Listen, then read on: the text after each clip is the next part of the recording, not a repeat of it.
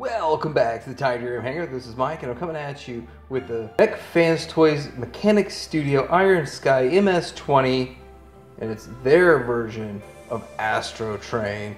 We're going to talk about this guy. I think it's a great figure. I did get this one at Show Z. You can get yours there too. I'm going to have a link down below. Let's get right into it.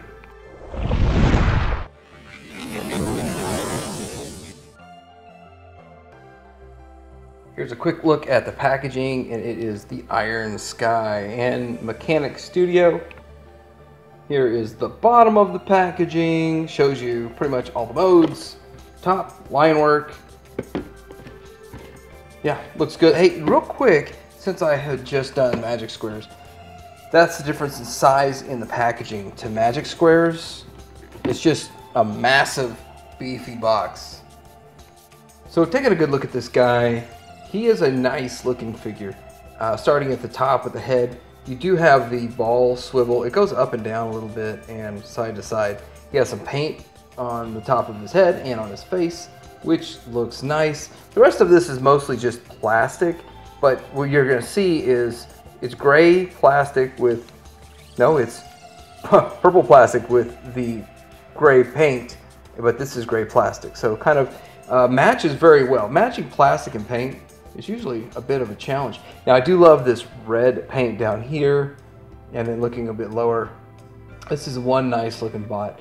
Considering this is MechFansToys, I like MechFansToys. A lot of people say some bad stuff about MechFansToys. Pretty clean in the back, a little bit much of the kibble showing through there, but you don't display them from the back, do you? Let's have a look at his weapon, and that just looks like an Astrotrain weapon for sure. Definitely looks good. Let's look at a quick articulation rundown with the head. The arm goes out to the 90 at the shoulder. You could get everything out of the arm as you can, except the wing is in the way. You do have bicep swivel. You have the 90 at the elbow. You do have hands that do not. They move this direction for the transformation, but that's it. And then moving down, we have the waist swivel, but no ab crunch, which I don't think that's a big of a deal because you can get the articulation in the waist. Lift up his flip up his hip skirts. You got that to the 90, back to the 90, thigh swivel, knee's not quite 90. And then you just have the fake it till you make it toe pivots and all that, but you get a lot with the toe. You can get whatever you want out of this guy. Stance wise, he does look good. You can get a lot of great poses with him. So first thing I want to do is compare him to the G1 Astrotrain, and when you look at this you see more tune accurate, and that's just the way the toy was. And no, this is not the Walmart release that's now on clearance. This is the actual G1. And so with this, I do want to point out, you could swap this Legends figure out with the G1 and it would be about the same size, but just look more like the cartoon. That's something cool with a lot of these modern figures. Here's how he sizes up with Magic Square, Prime, and New Age Megatron. I think that looks good. I think that works. In my mind, Astrotrain should be bigger than these guys, but I keep getting told he's not supposed to be bigger than them. Here he is next to Starscream and Magic Square version of Soundwave. So I think it looks fine. I think it looks good, and I like it. Here he is just mingling with some Seekers from the MechFansToys, which are based off the DX9 mold, but just made a little bit bigger, and I think all that works well. Here he is with Galvatron and Cyclonus, all from the MechFansToys, and I think they are upscaled molds of DX9 also. I do want to say that Galvatron has been watching a whole lot of Netflix reruns of the A-Team, and he's a really big Mr. T fan. And there he is with some sweeps. Let's get this guy transformed into train mode, which was pretty simple. So what we're going to do is disconnect these guns, move them aside. First thing you want to do is you want to sort of lift this piece up.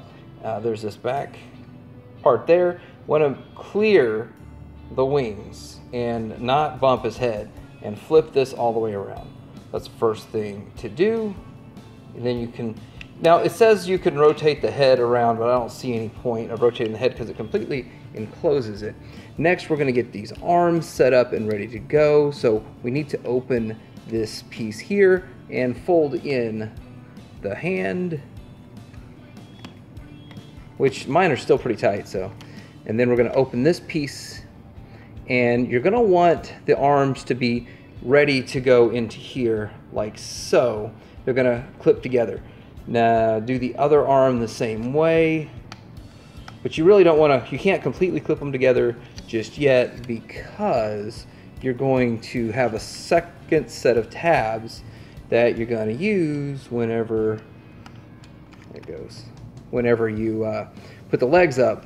The legs tab are going to tab into right here. So let's go ahead and take care of the leg situation. First thing we're going to do, I found it easy just to close the legs off, come around here and open this up, and you're going to double combiner wars it in. So that's kind of how that's going to work. And then that works. Now at this point you can tab all of the arms and all that stuff together, and that will work. And then down here, of course, we're going to close this up, and then we're going to fold down those pieces right there. So we have some tracks, and this, now you see this tab right here is going to go into that slot.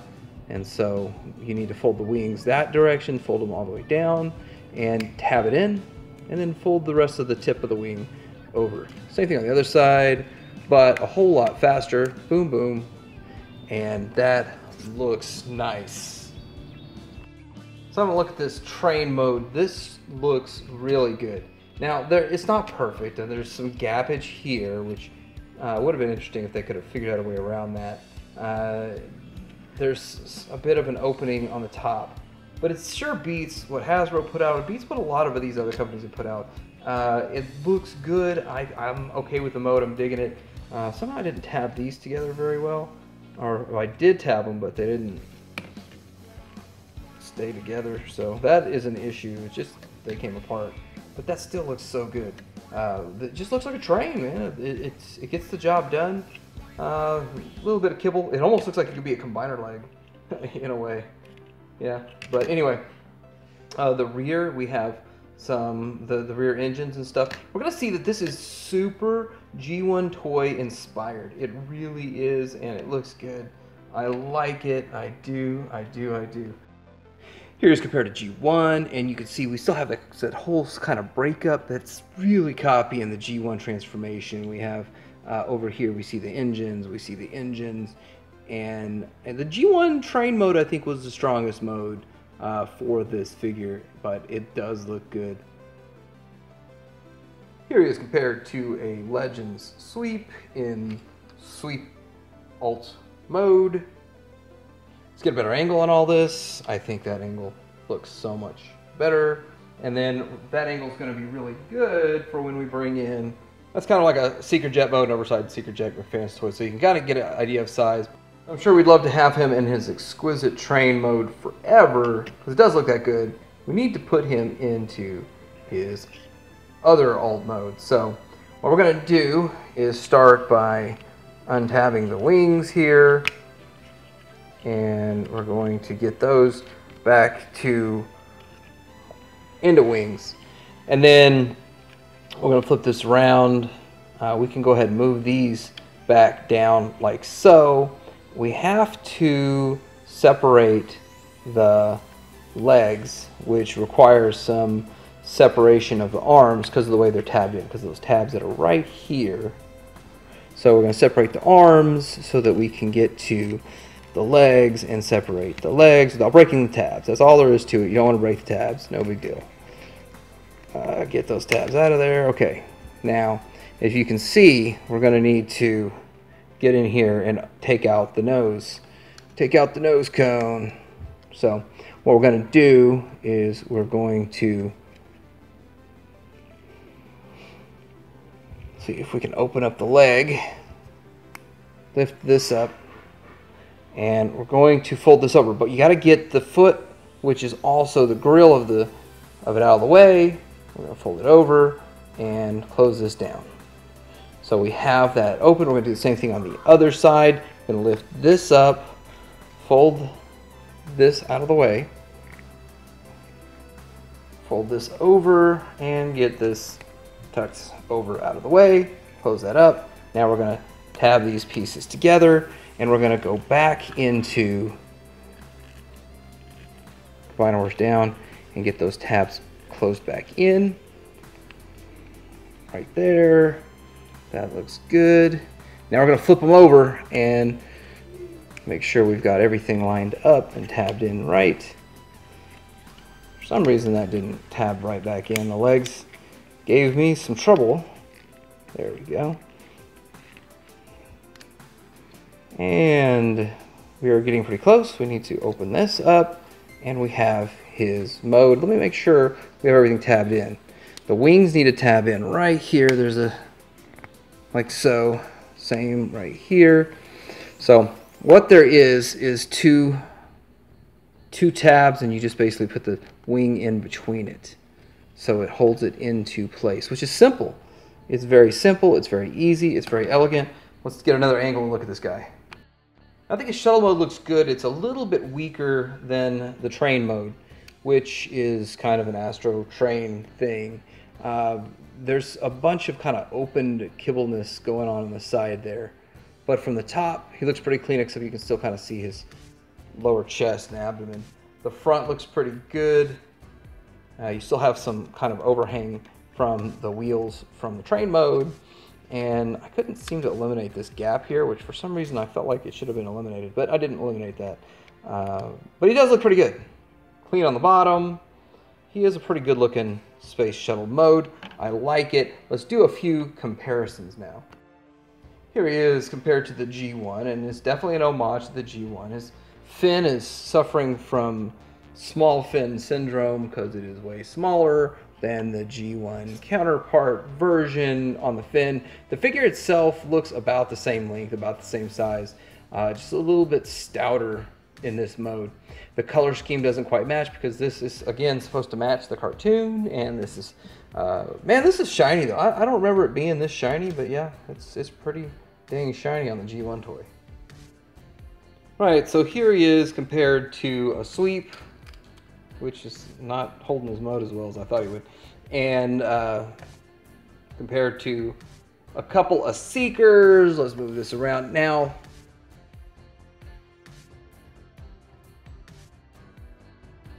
As you can see, he's about a similar length as a Seeker. I think Seeker is a little bit longer. This dude has so much more girth to him. So looking at accessories in this mode, you see the port right there. You plug the gun in each side. Do the same over here. There he is with his guns all armored up. And I don't really think that there was a spot in the train mode, but there is in this mode. Now, this here is supposed to go to some sort of stand, so you just plug it in right here, I guess, for a stand. It fits perfect, but it doesn't match the stand. So I will show you that real quick. And here's the tip of the stand. So I don't know what stand it's supposed to get used for. I don't know what that's supposed to get used for. So really no use for me. This was the MechFansToys Astrotrain, their Iron Sky, and I think it's a great looking figure. It looks good in all modes. He doesn't really have any ab crunch, but he does have waist swivel. You know, with the triple changer and this scale, this size, looking this good, I think they did a great job, and I really like this guy. Gonna have a link down below. Get him a show Z. Like, subscribe. Teddy, hang around.